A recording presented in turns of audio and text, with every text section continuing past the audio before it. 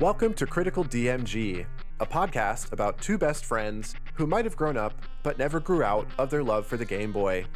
We will be playing and reviewing every North American title released on Nintendo's original handheld console. This is episode 23.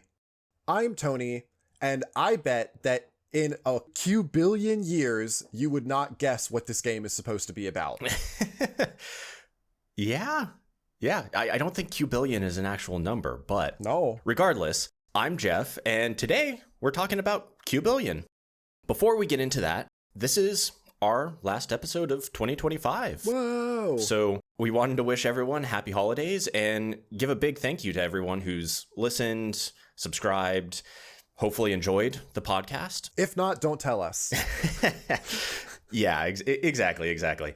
And we did want to say that we do have some exciting things planned for 2026. The first of which we're going to announce next week, so join us for that. If you have any guesses or suggestions on what you would potentially like to see, definitely let us know, and we'll take that into account. With our holiday wishes out of the way, Tony, would you recommend someone play Qbillion? No. I don't think so, no. You sound very, very sure about that one. I was very on the fence about this one, so I think I'm going to say no, though. Okay, I'm going to say yes, but also with a question mark. So, okay. I think this is the first game since Tetris that I have said yes, and you haven't. I think so. I was just thinking the same thing. Wow. Mm-hmm. Okay. So since our very first episode, which is surprising. Pretty funny that they are both puzzle games, actually. I was just thinking that. Tell us about this game, Tony. So back in the box on this one, I actually think might be the shortest for any of the games that we've had so far. I could see that. It just says, Qbillion. Play 6 different types of games against a computer or a friend. Solve puzzles to get secret passwords that let you play harder puzzles. The end. The end. Short and sweet. Yep. So yeah, I mean, this was released April of 1990. We're still in our April arc. Mm-hmm. Published by Sega Corporation. Yeah, I mean, there's not a whole lot that I found about this game. It's a puzzle game, and yeah, I mean, the back of the box, I think, probably sums it up of the amount of information for it. Yeah, I was not able to find much at all. I could find things out about Sega as a company and Winkysoft, the company that actually developed Qbillion, but that was pretty much it. There wasn't a whole lot about the game itself, just other games that the companies had made and some really cute promotional art and ad page stuff, but I'm saving that for the quiz. All right. So I guess with that, let's jump into the mechanics.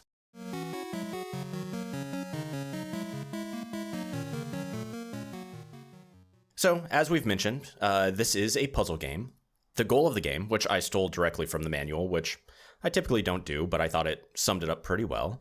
But the object of the game is for Mr. Mouse to erase all symbol blocks and push all blank blocks down to the floor level. Why you're doing that, no one knows, but that's the goal of the game. Controls, pretty simple. Your D-pad moves you around. A pushes the blocks if you're one level below. So if you're on ground level, you can push a 1 block. If you're on 1 block, you can push a 2 block, etc. B goes back 1 move, and then it also clears symbol blocks, which we'll kind of get into that a bit more. But, Tony, of the 120 total levels, Woof. How far did you get? How was your gameplay experience? So let me preface. In the last episode, when we brought up Qbillion, I said I already have this game. And I do. Over the last few episodes, I have been trying to play on my actual Game Boy Pocket, which is my favorite Game Boy model for the record. Oh, no. Only because I don't have a Game Boy Light, but that's a different story. Oh, Game Boy Color is where it's at. I'm biased, but Game Boy Color is great, but that's not this show. We're not Critical GBC. All right, fair. Anyway, so I've been playing the games on my actual Game Boy Pocket with a GB interceptor to capture footage. Anyone watching on YouTube, that's why my footage has looked a little different without the like blue hue that it usually has. So I own Qbillion on cartridge, and I didn't realize that having a Japanese cartridge, which a lot of the cartridges in my little collection are, was going to be any different than the US release. All of the text in the game is in English, but it turns out that, and I only found this out after you and I had talked about this, Jeff. We made sure just before the episode started about this. A rare, pre-show, I guess, divulgence of information. Right. I wanted to check because it was a Japanese cart. I wanted to make sure that there wasn't going to be any real problems. And it turns out that you, with a US cart, get tutorial text when you first start the game and start the first level, the first puzzle. I didn't get that. So my very first attempt playing the game got me nowhere. Yeah. I spent a few minutes just moving around, pressing buttons, trying to make something happen. It didn't happen. Until I actually read the manual to find out what you were supposed to do, I was dead in the water with this game. That makes sense. Afterward, I made it to about puzzle 20. Okay. I think is where I got to. I was a little confused because I remembered at the end of last episode, I don't remember if it was on air or off, but you had mentioned the game being maybe a little bit confusing or hard to understand. When I first booted up, I accidentally just upped the level to 12, and I was just like, whatever. It's fine. It'll be fine. And it wasn't fine. I had no idea what to do. Oh, no. So then I quit, which restarting is actually quite easy. You just hit the start button, and then it brings you back to the menu, and you can go back into the game. Yep. I went back to level 1, and it gives you kind of this nice tutorial text of move Mr. Mouse here, do this, and it happens a few times. Anytime it introduces a new mechanic, it will give you kind of this tutorial text. So I was a little confused as to Tony's comment from last week, and then it all made sense. Again, wow. A rare time where before we record, we, kind of talk about the game. Yes. And this time it kind of brought all the puzzle pieces together for why those things happened. Yeah, like I said, the actual in-game text, navigating the menus and changing the puzzle number, all of those things are in English. A lot of the early Game Boy releases actually are. So like Super Mario Land and a lot of other games we've already covered, I own a bunch of those as Japanese cartridges as well. You can't really tell the difference when you're playing the game. All the text is in English. There's not really a whole lot of aesthetic changes or mechanical changes or anything like that. So I was actually kind of surprised that that was not the case for this game. And yeah, that makes a lot of sense as to why I didn't really understand what I was doing. Once I figured it out and I read through the manual, I mean, it's pretty simple. Mechanically, just pushing the blocks, understanding that if you want to push a block with a bigger number, you have to have the next number down. So if you want to push a 3 block, you have to have a 2 block next to it. Yep. If you want to push a 4 block, you have to have a 3 block next to it. That all made sense. Mechanically and logically, it's not hard to get a grasp on the spatial relationship between the blocks and stuff. But what really burned my brain... But it's a different mechanic. Yeah. It's a different mechanic than we've seen before. So it wasn't super intuitive based on, the 20 some odd games that we've played before this. Right. Yeah. I wanted to approach it like Sokoban. That was the first place that my brain went to was, boxes. I have to push them around. And that's true, partially. But that's not the ultimate goal. The ultimate goal is to move the boxes around and align them in such a way that you can shove all of the boxes from the highest number down to a 1, or in the other mode to line up 4 boxes of the same shape, or same symbol rather, and then clear them until there's nothing left but boxes that have the number 1 on them, or all of the boxes are gone. Yeah. Both of them were fine. I don't know if you had a favorite of the two, but I think they were both okay. I liked game mode A better, but... Yeah, so there are 120 levels. Up to level 30 in game mode A is unlocked initially.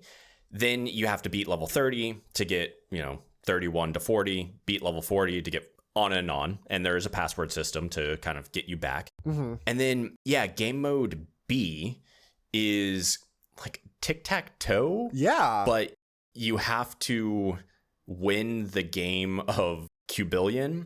And those, I think, are strictly the special blocks, symbol blocks that have symbols that when you line 4 up, you can push B and it gets rid of them. That mechanic does come into game A as well, but it's, here and there, not the sole focus. Whereas game B, it was the sole focus.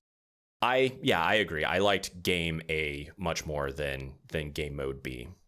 I really struggled with this game in the higher levels. When it came to the puzzles that were just lining up the numbered blocks and pushing them down, I think I could have gotten farther than I did, but it wasn't fun, which I don't think that that's anything against the game. Yeah. I think that that is just my own personal preference for like puzzle games, because I don't think there's anything mechanically wrong with this game. I actually think that it's pretty solid. Yeah. And that it doesn't even need the amount of levels that it has to still be good and to have done its particular brand of puzzle solving well, like it did. I think that the puzzles are fine. I think that the fact that you can restart with the push of a button, that it gives you an undo button that takes back the last move you did, are great additions and are really accessible. Yeah. So I think there's a lot to like here. I just don't necessarily like it. I feel like that's fair. I do have a question. How did you typically approach a puzzle? Did you kind of stare at it for a while, try to, move 20 moves ahead and figure it out that way? Did you just kind of start pushing stuff around and see what happened? A mix of those how did you approach these puzzles? So after I finally figured out what I needed to do. A good first step, yeah. Right. I went to the first puzzle and just started kind of pushing things around. And once it snapped into place that you line the blocks up adjacent to each other, and that gives you the power, essentially, to like topple them. The way that you can think about it, just for anyone who might still be struggling with kind of like the spatial understanding of these blocks, is that, and they actually described this in the manual, which I thought was really cute. You are playing as this mouse, and you are standing on these towers of blocks. And so if you want to push a block, you can, but only one at a time. If you want to do anything with more blocks that are stacked on top of each other, you have to be standing on a block that is the next size down. Yeah. So if you want to push a 2 block over, you have to be standing on a 1 block, and then you can push it over. So once I kind of got that, once I sort of like, how would I describe? Once I sort of like personified what you were doing, I guess, and was able to visualize it as in you are standing on towers of blocks. You had to become Mr. Mouse. I did. I had to envision myself in the cheese palace and pushing all these blocks around. But like, it did help because I had a better understanding of, oh, if I want this block to disappear, I'm going to have to move these blocks close. If I want this block to disappear, I can't push this block too close because that will cause a chain and I will have to delete some blocks. And so having that visual element of like, oh yes, these blocks are so high, I am imagining them as being a tower of 4 stacks tall. Yeah. Made it easier to realize like, oh, well, I can't push that over. I need a 3. Oh, I can't get rid of that 3 because if I get rid of that 3, I can't push the 4 because one thing I don't think that we had mentioned yet is you can't reconstitute blocks. Yeah, exactly. If you push a 2 block down, you have 2 1 blocks. You can't like take those 1s and stack them back over on top of each other. Exactly. It doesn't work that way. Once they've been knocked over, they're down for good. So you better make liberal use of the undo button. But you can take a 2 block and push it onto another 1 block, which then makes a 2 block in that position, if that makes sense. Yes. Yeah, you can do that with all of them too. So you need to be kind of strategic in how you're lining up the blocks, how you're pushing the 2 blocks, making sure that you're not getting rid of, your 3 blocks if you have a 4 block. And I found it quite rewarding. So typically I would start a level. I would just kind of start pushing stuff around as I was kind of thinking about it. And, you know, typically restarted a couple times. Yeah. But yeah, you almost work backwards of, okay, I know there is a 4 block here. So I know I need a 3 block. How do I get the 3 blocks over to the 4 block? And you kind of like reverse engineer the solution. And when it all kind of starts clicking into place, I found that like really rewarding. And it just like, I don't know, it hit the dopamine just right of, okay, yeah, I get it. And I found it quite rewarding in that aspect of, yeah, you could kind of work backwards. You could also kind of just like do things and see what works. And then when those two things kind of collided and you saw the bigger picture, it was much more satisfying to me than a lot of the puzzle games that we've played. I can totally get that. I absolutely understand what you mean by when like the machinery of it falls into place and you're able to just knock the blocks down. You just one after another, push this one over, move this one, push this one over. Like, yeah, I totally get what you mean. When you solve the puzzle and everything moves really fluid, it is kind of nice. Like there is like a brain scratching kind of feeling, but I don't know, just at the end of it all, this game felt like homework. Interesting. Compared to other games that we've played that I haven't liked, like I have explicitly not enjoyed. Those games might have still felt like games, even if they were bad games and I didn't want to play them. This game, I could still understand that there was a game here, that what I was doing was experiencing a game, but it felt a lot to me like math homework. Interesting. Slight aside, do you like logic puzzles and things like that? The reason I'm asking is I almost feel like this, almost feels like a logic puzzle where you're kind of working through that. I quite enjoy those. I actually said that to my 9-year-old. Oh, yeah? That it felt like logic puzzle. Because I was trying to describe it to him. And this is actually kind of a hard game to describe. Yeah. Like if you're not explaining the puzzle to somebody and like how to solve it, it's kind of difficult to describe because you can't just be like, yeah, it's a game about moving blocks. Well, like, yes and no. Yeah, but what about that? So like, without going too deep into the actual puzzle of it, trying to describe it to my 9-year-old was like, yeah, it's kind of like a logic puzzle. You have to think about the spatial relationship between these blocks and how you're going to get the numbers to line up or the symbols to line up or whatever. And if you make a wrong move, it can torpedo your whole puzzle. So I definitely I definitely understand it from the logic puzzle lens. And maybe that's why I don't like it as much, because I can't say that I do seek out like logic puzzles regularly. Yeah. I like crossword puzzles and word games and stuff like that. I'm not really like a abstract puzzles kind of person. Yeah, I love logic puzzles, probably why, I got engineering degrees. And I kind of find that interesting. I feel like this is maybe the first game that is boiled down so succinctly to why we have potentially differing ideas on it. And yeah, I find that quite interesting. So yeah, it was something that I had not necessarily thought of until you brought it up, but sure, not to, get too far ahead of ourselves, but like I said, it felt like homework. And so I was not going to continue pushing past like a certain area because I knew I had seen everything that there was to see. Yeah. Like there's 120 levels, but the puzzles, they don't like add any new like scenery, like say in Flipple, they add those like pipes and stuff. It's not that. There's not really extra wrenches thrown in here later on.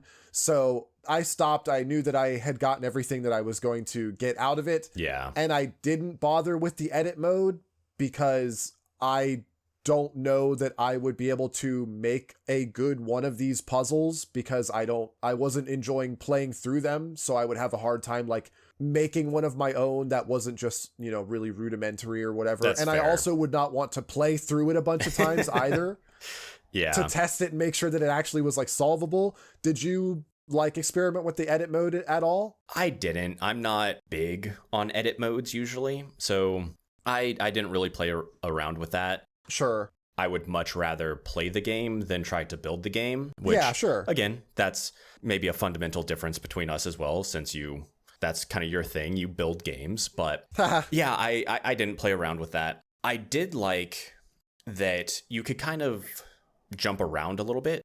So I played about up to level 30-ish, I think. Mm-hmm. I didn't beat level 10. I got stuck at, I want to say 13 or something. There was definitely a puzzle that I had to skip as well, so don't feel bad. Yeah, but I did appreciate that you could do that. I feel like a lot of puzzle games, if you hit a level that stumps you, you're stuck until you get past that level. Yep.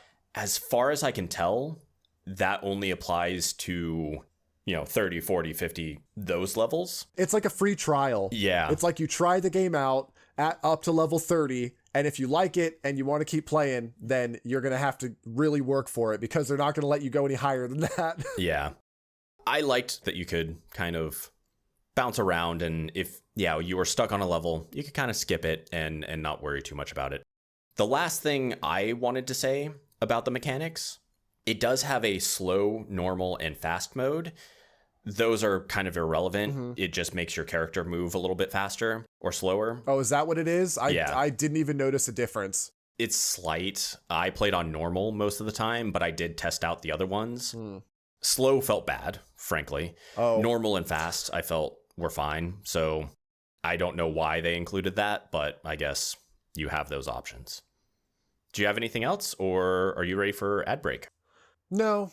There's really not a whole lot here. Like, I can totally understand you not wanting to engage with the edit mode because there's already so much game here. Yeah. 120 levels is still way more than I think any of the other puzzle games that we've had so far.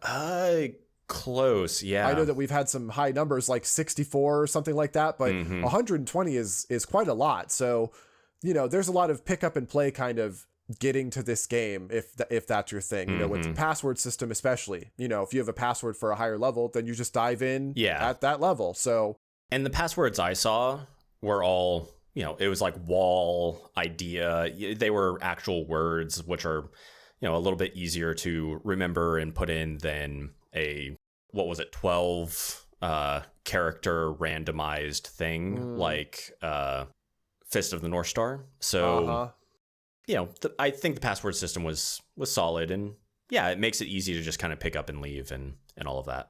I think that pretty much sums it up. I am ready to move on to the aesthetics section, which I think we might actually have kind of a bit to talk about. All right, let's do it. Ad break.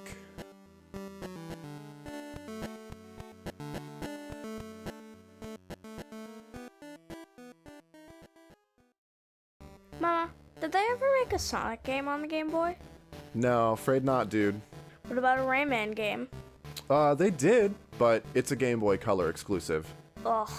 Sorry, kiddo, but Critical DMG is supposed to cover all the North American games on the original Game Boy, and in chronological order, too. That means we'll be talking about the ones you don't already know. Well, was there at least a Mega Man game? Yeah, a few of them. Yay! I'll definitely listen to those episodes when they come out. Great. The show should get to the first one sometime in 2028. But that's so long from now. Yeah, you're telling me. Outlaws and ruffians have had it their way out in the Wild West for too long. But someone's coming to bring them to justice. And justice is colored green. Kero Kero Cowboy is a brand new platformer for the Game Boy Color and Analog Pocket. Our faithful peacekeeper is a frog named Kero Kero, on a journey to wrangle the Wild West's most dangerous outlaws and bring peace to the wide open plains. With a sticky tongue and his trusty six-shooter, he'll face dastardly foes, perilous platforming, and intense shootouts across deserts, mines, mountains, trains, forests, and beyond. Kero Kero Cowboy by Metagame Mike. That's Kero Cowboy. Out now on itch.io and coming soon to Steam. So giddy up now, partner, and help Kero Kero take back the West.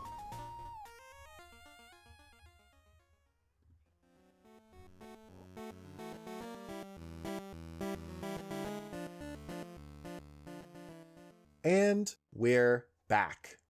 I think the music was pretty cute at the very start. Like the title, there was a title track in this one. Jeff, did you hear? Did you hear that there was title music this time? I did, yes. I know. It was like I wrote it down in my notes immediately as soon as it happened. I literally wrote, Jeff, there's title music this time. Good, as there should be. As there should be. And it was good, and it was cute. I don't think that the music for the main game really held up as well. It wasn't like offensively bad or anything, just kind of, I think it was maybe a shorter loop that just kind of graded after a while. But the title music was actually pretty charming. Yeah. I liked the Game A music. Game B music, not as much. I do think they were different. I agree. The in-game music seemed to repeat pretty quickly, but I have a tendency to tune it out. So as we have learned, I guess I'm lucky. I guess I'm lucky in that regard. But I thought it was fun. I thought it was like upbeat and good for Mr. Mouse pushing boxes around. Oh my gosh. Okay, so we have to get into that. We have the most polarized opinion on these puzzle games, I feel, because the stories on some of these games they're either giving everything or giving nothing. And this one, unfortunately, is giving absolutely nothing. The fact that you're supposed to have anything at all to do with mice or cheese or any of that stuff is literally just window dressing. None of it matters here. You could be an arrow moving around a blank grid for all that it really matters. Yeah, 100%. And I'm okay with that. Sure. They do put some, cute cheese graphics and things in the manual. Some cute depictions of the mouse, of Mr. Mouse. Oh, the manual is adorable. I don't know why kind of the title or the box art makes him weirdly not cute and plump like he is in every other. But that aside, you being a mouse has no effect on the game at all. And I don't know, I'm okay with it. Like I said, I don't think puzzle games need a story, and maybe this just proves that you're a mouse pushing boxes for some reason. No. I feel like this is a bad middle ground. I feel like if they were going to go through the trouble to make you a mouse in this cheese world, whatever it is that you're doing, I wanted to open that manual and I wanted to read a heart-wrenching story about Mr. Mouse providing for his family by pushing these cheese blocks around or something. The fact that there is nothing here but the cute sprites and stuff, no. It doesn't sit right with me. Quirk had cute sprites, and he was saving his girlfriend in a dungeon because that's where they decided to go on a date. Yeah, because that's the ideal date spot. I know. Putting you on the spot a little bit, what would your story for this be? What would you world build Mr. Mouse doing as far as he's unstacking? Is he unstacking cheese blocks to take home? Is he laying down flooring? Like, what is Mr. Mouse doing? Yeah, I was gonna say, because it's not cheese, right? Like they're specifically not cheese blocks. They're just like wooden blocks. As far as I can tell, they're not cheese. Yeah, they're not. I'm pretty sure the manual doesn't describe them as like being made of cheese. They're just like blocks. They look like wooden toy blocks, I guess is what I imagined in my mind. Like, it's hard to square that, I guess, with something, because you're not stacking them, because if that was the case, you'd be like, yeah, you're Mr. Mouse, you're stacking the blocks to reach the cheese. You got to stack the blocks up so high to reach the table or whatever. But no, you're specifically knocking them down, and you're not knocking them onto something. Like, there's not an enemy around to be like, knock the blocks down and trap the cockroaches so they don't eat the cheese on you or whatever. Like, that's not the case either. So I don't know what you're stacking these blocks for. I don't know why he's here. It feels like he should probably go somewhere else for the cheese. I do love that a lot of the resources, when they're kind of explaining the game, kind of put in for reasons that are left unclear as to why you're actually doing the things. And it's like, yeah, that's fair. So, okay. Here's my Qbillion lore rewrite. Are you ready? Okay, let's do it. Mr. Mouse is a lab mouse, and this is a testing facility. And they are testing how smart the mouse is by solving these puzzles. And if you solve the puzzle, then he gets rewarded with cheese to take home and eat or whatever. That probably makes too much sense. That is my era appropriate rewrite, because at this time I feel like lab animal kind of story was definitely something in the like cultural zeitgeist. I don't know how far, this is 1990, I don't know how far off we would be from like Secret of Nim and movies like that, but I feel like it's in the right wheelhouse. Right, and we'll say this is like a genetically enhanced mouse, so the basic mazes are not good enough anymore. You have to add an extra bit of puzzliness to it. I like that. I like that headcanon. Getting back to the game, right? One thing that I don't think you saw, because you were on the Japanese version, my Mr. Mouse's, his feet kind of went up and down to the music, only in normal mode. In slow mode and fast mode, it changed how quickly his feet moved, and it didn't change the music. But in normal mode, there was a background beat to the music, and his feet would go up and down to the music. And I just thought that was like a great touch. And definitely multiple times throughout my playthrough, I was just kind of like bobbing my head back and forth to that beat because it just felt right. And yeah, I love that the sprite kind of did that. My Mr. Mouse didn't have feet, so yeah, yours was just a head, right? Yep, it was just the head. It takes up basically the same amount of space in the tile as your like whole Mr. Mouse sprite did. But I'm actually looking at the two images of like your game field and mine at the same time. And it's also interesting to me that it seems like the colors were reversed. My playfield is like darker as all of the blocks are. It's like dark background with white outlines, whereas yours is the lighter background with dark outlines. So that's interesting. I noticed that on the screenshot you sent. I don't know necessarily that I would prefer one over. I don't know. I think maybe I like the US one a little bit better. It's maybe a little easier on my eyes. Yeah. So if you're watching YouTube, you can see kind of the footage between our different gameplays.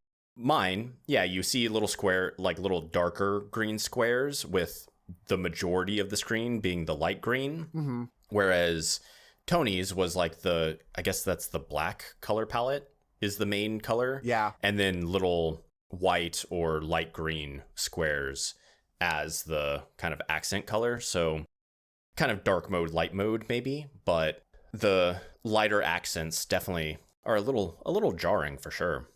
Speaking of jarring, wow, super smooth segue. I know. How did you feel about the flashing blocks? So when you have the symbol blocks and you get 4 together, they start flashing.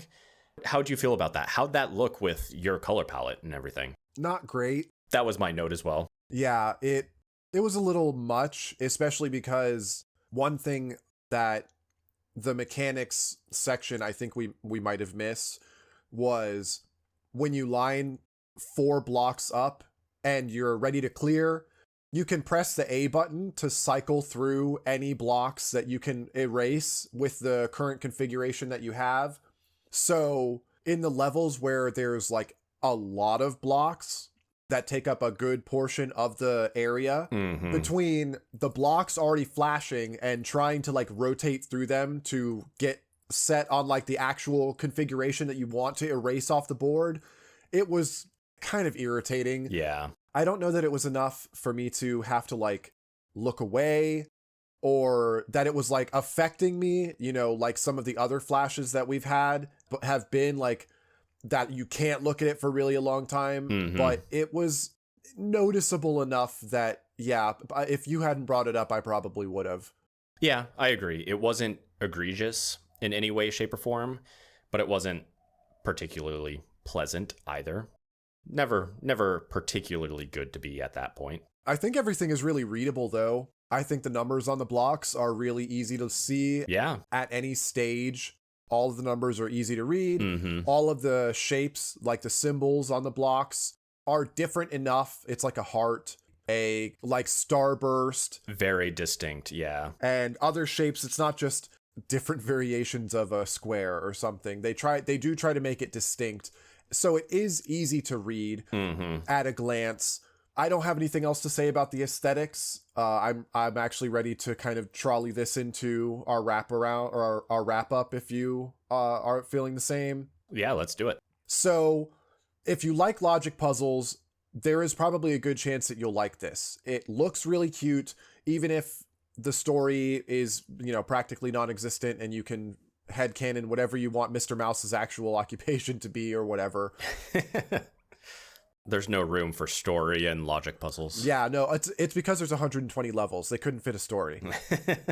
But if you like this kind of puzzle, you will probably like this. And as someone who is specifically making an effort to play these things on my actual Game Boy, if I enjoyed this type of puzzle and I found it more fun, I would absolutely pick this one up and plug it into play, because you can pick it up at just about any level and play for a few minutes, solve a couple puzzles. You might get stuck on a harder one, whatever. And if that's something you're into, I think that this game really does a good job. I just didn't find it fun. So I don't know. I'm going to go ahead and listen to you first before I give my final. I would completely agree with that. Yeah, I think if you like logic puzzles, this is fun. I think replayability is probably better on this than a lot of puzzle games, because unless you're to the point that you're remembering, 30 odd moves that you've made, you're kind of refiguring out the puzzle every time. And so, I went and replayed levels that I had beaten, and it was still enjoyable enough. It wasn't like a lot of the puzzle games where it's like, okay, I know this is the trick to this level, or I need to do X, Y, and Z, or I just remember the puzzle outright. It does have a bit more replayability, I think, than most. And yeah, it gives a very rewarding signal to my monkey brain. Sure. When I kind of it clicks and I just see the future and I know how to do it. And so I think if that is something that you think you would like, play this game. If that's not, then yeah, I would say stay away from it, because that's what this game is. I think part of that replayability comes from the fact that even though the puzzles don't change, like obviously level 1 is level 1, no matter how many times you play it, you're able to approach it from so many different angles just because of the fact that you can push the blocks wherever you want. Yeah, agreed. Like, you can solve it from this direction, you can solve it from this direction, and as the puzzles get more complex, it might offer multiple different routes to actually solve the puzzle, especially in the ones where you're just knocking them down to all be at the ground level. There's so much interplay between passing the different heights of blocks in between each other to navigate them to where you need them to go to knock down the next biggest tower, that you could come back to this game after not having played it for just a little while. And like you said, Jeff, if you haven't, just memorized the route every time, you can find yourself doing a completely different solve the next time than you did the first time. So if that appeals to you, I can definitely see this being a game that people really enjoyed. This is not the kind of puzzle that I enjoy. So I think ultimately I would still say that for me, it's not worth the batteries. I would not play this for myself in my Game Boy, but with the caveat that this is a well-designed puzzle game, and I am perhaps just not the target audience. That's fair. I think I would still say yes, but play the US version so you have Mr. Mouse walking along with the beat. It's just a little bit cuter. And the tutorial. Yeah, and the tutorial that tells you what you're doing. Yeah, for sure. That means that it's quiz time.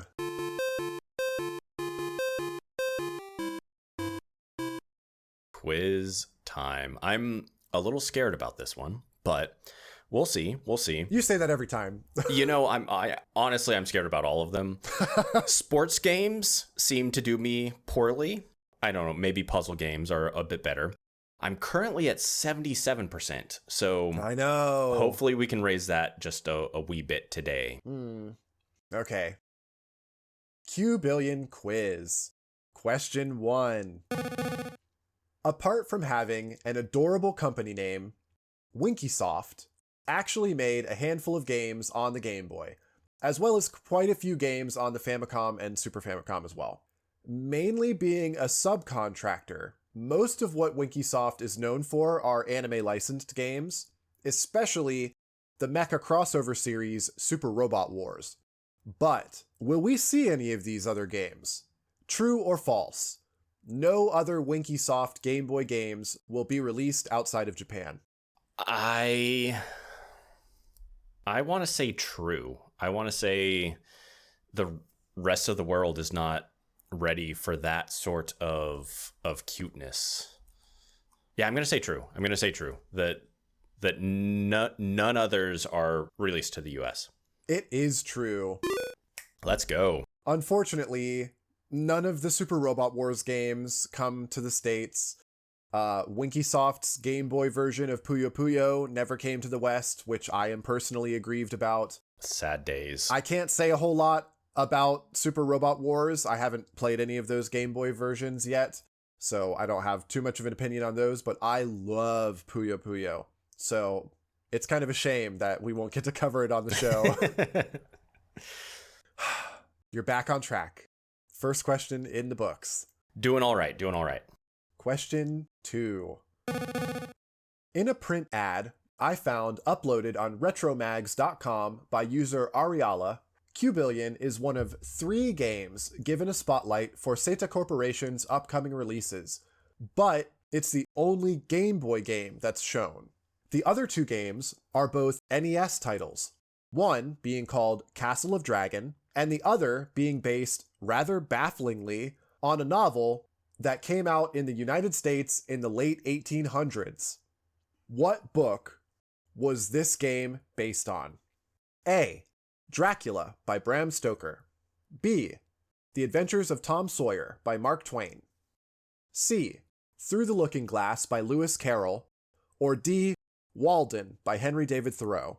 So I luckily had clicked on Seta in researching this, and the dreaded prior knowledge. Yeah, the dreaded prior knowledge. And so yeah, it's Tom Sawyer, which luckily I looked at that and it was like, why on earth would they have made a game about this? Right. Because I want to say it was like that, and then like a racing game, and yeah, Castle of Dragon. It was a bunch of things that made sense, and then Tom Sawyer. So luckily it stuck out to me. Hopefully that's the correct answer, and I'm not just being foolish, but yeah, I'm going to go with Tom Sawyer. Yeah, it was B. It is Tom Sawyer. Let's go. For reasons one could only guess at. Same reasons Mr. Mouse is unstacking blocks. Who can say? Seta Corp brought Adventures of Tom Sawyer, which was also developed by Winkysoft actually, to the NES in 1989. Even more wild to me is the fact that this release wasn't even the only Tom Sawyer game that came out that year. Square, exactly the Square you're thinking of, brought their own video game adaptation of the story to the Famicom that year, and the games could not be more different. The Winkysoft game is a platformer, and the Square game is a turn-based RPG. I swear there's like a Power It Be that's just pulling the strings on all these different game devs and being like, this year, Tom Sawyer, you know? Nothing else makes sense. I don't know, because they don't adapt the story in the same way. The Winkysoft version doesn't even really have anything to do with the Adventures of Tom Sawyer. It's all a dream.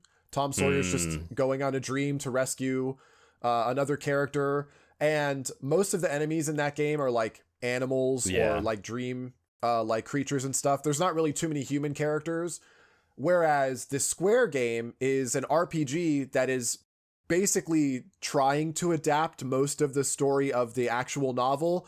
And boy howdy, does it really nail the horribly offensive parts. Just from the cover alone, it's awful. So probably don't look that up, anybody. Fair enough. Still doing well, so I think it's time for question 3.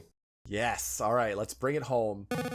While we're talking about Seta Corporation's released titles, there isn't much that came to the Game Boy other than Qbillion from them. However, unlike Winkysoft, what they did make mostly came to the US. One of the games we'll get to experience once we hit the catalog for 1991 is a title called Battle Bowl. With no further information about this game except the title Battle Bowl, what is this game about? A. Riding a mechanical bull in a crowded bar.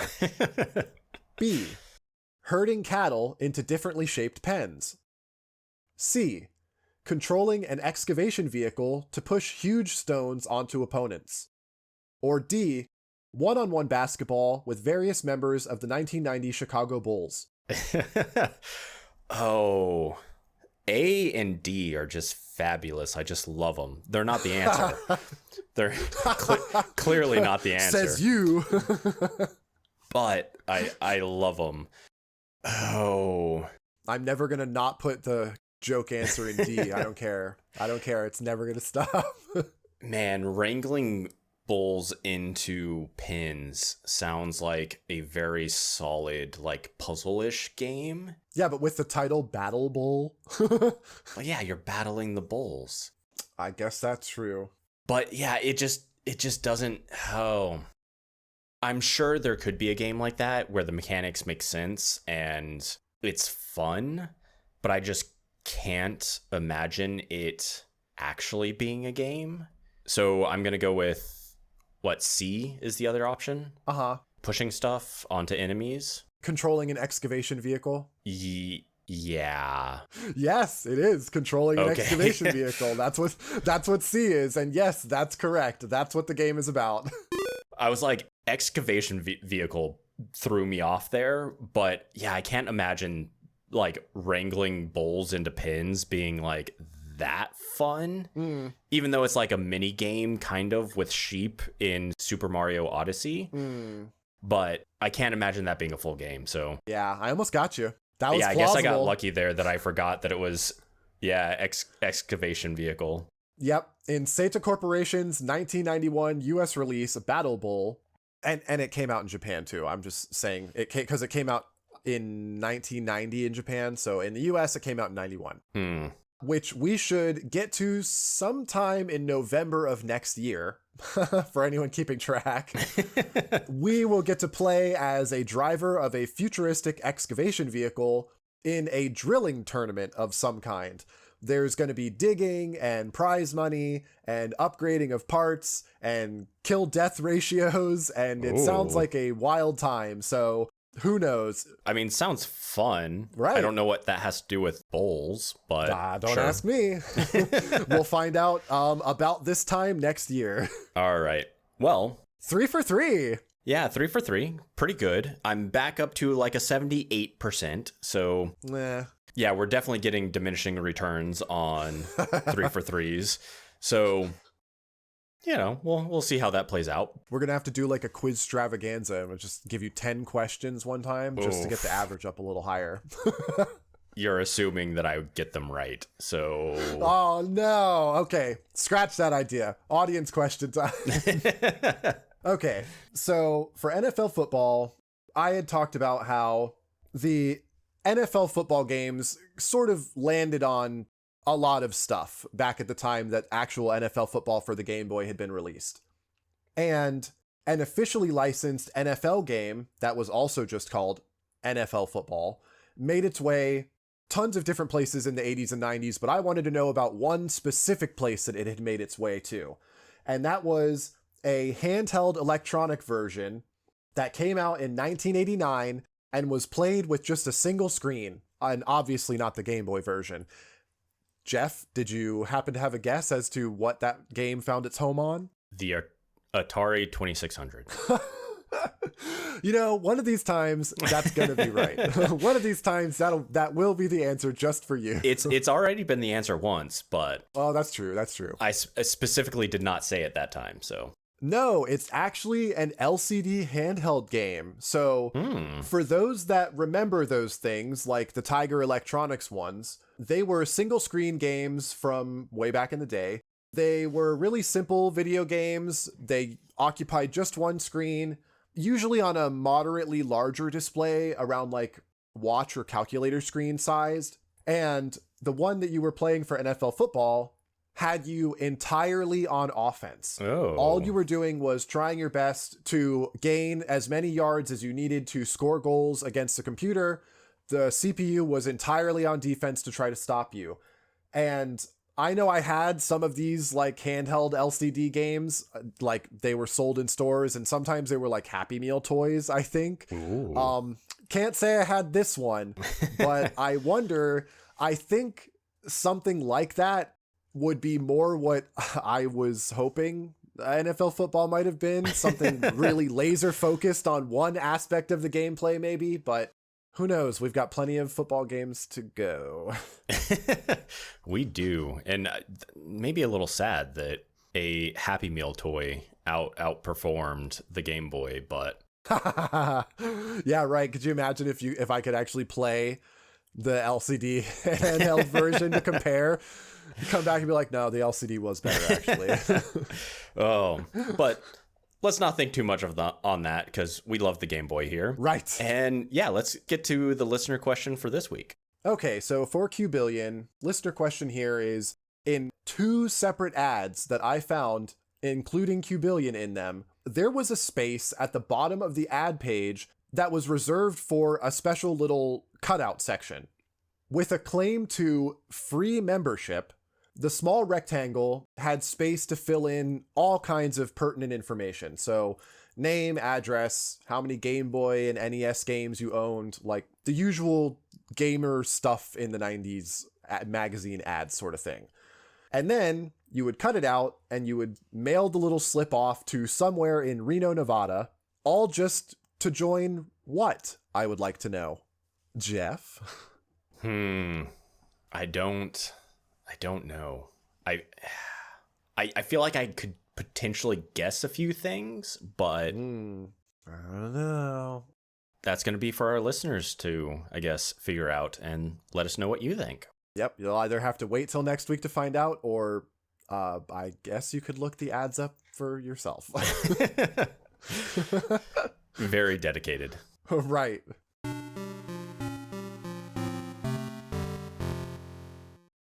Thanks for listening to Critical DMG. If you would like to support us further, please leave a review wherever you get your podcasts and maybe recommend us to a friend or anyone else you might know who would like the show. It really helps us out, and we appreciate it. I think that brings us to the end of Mr. Mouse and Qbillion. Yippee. And to the end of 2025. Yippee. So again, thank you everyone for listening and hopefully enjoying the past couple of months of content. Yeah. And hopefully see you back in 2026 with our first episode that is going to be super, super exciting. World Bowling. I mean, I gotta say, I like bowling more than I like American football, so we're already off to a better start then. You know, there is a world that I could see this being a very fun game. So we'll see you back next year, and thanks for joining us. Bye. Goodbye.